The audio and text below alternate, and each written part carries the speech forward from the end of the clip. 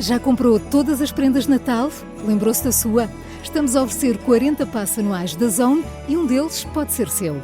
Assina hoje até 55% de desconto e habilite-se a ganhar. Tudo em observador.pt. Sexta-feira são 9 da manhã.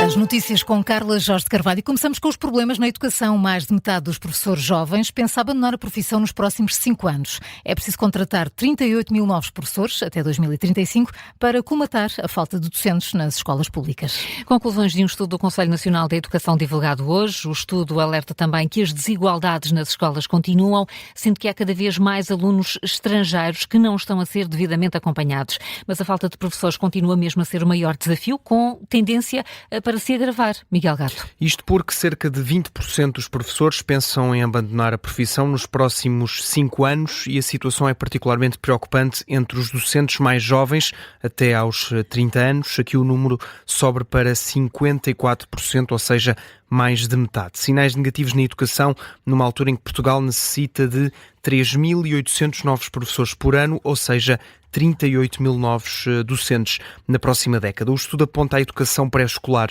como a área mais crítica, sendo que os problemas começam também a afetar o ensino superior. Aqui os professores com 60 anos ou mais quase duplicaram na última década. Há apenas 9 mil professores com menos de 40 anos. Miguel, o relatório do Conselho Nacional da Educação alerta que as desigualdades escolares continuam. Os alunos mais desfavorecidos continuam a ser os mais prejudicados. Têm menos sucesso escolar do que os alunos vindos de meios sociais mais favoráveis. O relatório alerta ainda para um problema de integração dos alunos estrangeiros em Portugal, que tem vindo a crescer nos últimos anos. São mais de 174 mil e continua a aumentar, a maioria de nacionalidade indiana e ucraniana. Não estão a ser devidamente acompanhados. A disciplina de português língua não materna não tem oferta para tantos alunos estrangeiros em Portugal. O Conselho Nacional de Educação pede por isso ao Governo um maior acompanhamento para estas crianças, isto para garantir iguais oportunidades para todos os alunos do ensino público. Miguel Gato, com um olhar sobre o relatório sobre o estado da educação em 2024, é divulgado hoje pelo Conselho Nacional de Educação. O CNE avisa que as medidas aplicadas pelo Governo nos últimos tempos até vão no bom sentido, mas não estão a ser suficientes para dar resposta aos problemas nas escolas. Outro ponto crítico identificado no estudo é a falta de uma articulação fluida e eficaz entre Governo e autarquias. E falamos agora das eleições presidenciais. André Ventura surge em primeiro numa nova sondagem, Marcos Mendes fica em segundo e Henrique Gouveia Melo está em queda. É o que mostra uma sondagem da Aximais para o Diário de Notícias. André Ventura lidera as intenções de voto com 19,1%. Em segundo lugar surge Luís Marques Mendes com 18,2%. Os dois tiveram uma ligeira descida face ao último mês, mas quem tem maior queda é o almirante Henrique Gouveia Melo, que há um mês estava em primeiro lugar no mesmo barómetro com 24,4%. Caiu agora para 17,5%.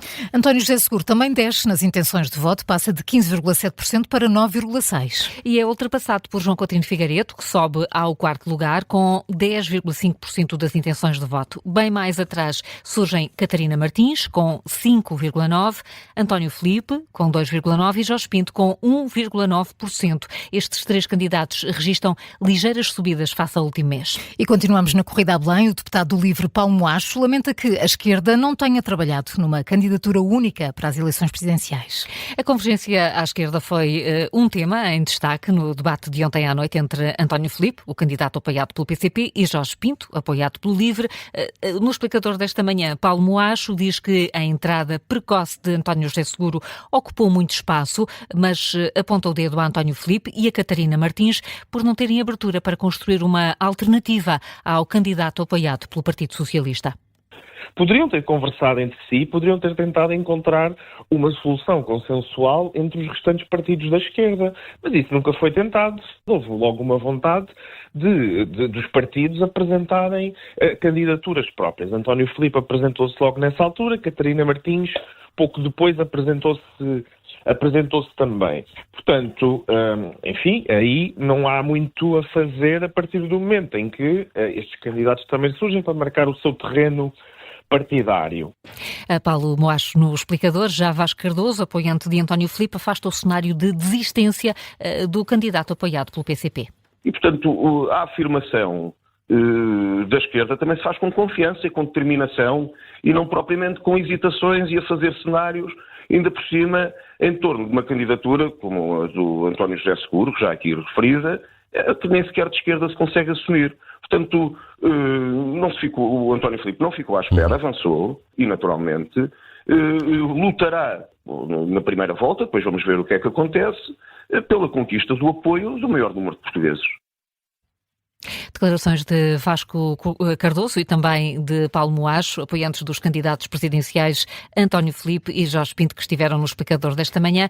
Quanto ao debate de ontem à noite, ficou também marcado por divergências sobre a guerra na Ucrânia e pela discussão da eutanásia, que entrou pela primeira vez nos debates. São agora 9h06. Já a seguir, Luís Marcos Mendes está sob escuta na Rádio Observador. Primeiro, Carla, que outras notícias marcam esta manhã? Este ano a gripe chegou mais cedo e com mais força. A Ministra da Saúde avisa que as próximas 8 semanas vão ser muito exigentes para o SNS. Por isso, Ana Paula Martins admite que podem ser tomadas medidas para responder a um excesso de afluência às urgências, como a suspensão das cirurgias não urgentes. Nesta altura, o Amadora Sintra ultrapassou já as 15 horas de espera para doentes com pulseira amarela. O Estado-Maior-General das Forças Armadas quer contratar 10 mil militares nos próximos 20 anos para responder às exigências que se colocam a Portugal na União Europeia e na NATO. É o que diz o general José Nunes da Fonseca em entrevista ao Jornal Público, que alerta para graves problemas de recursos humanos no setor. Para o contornar, explica que Portugal precisa de chegar aos 35 mil militares até 2045.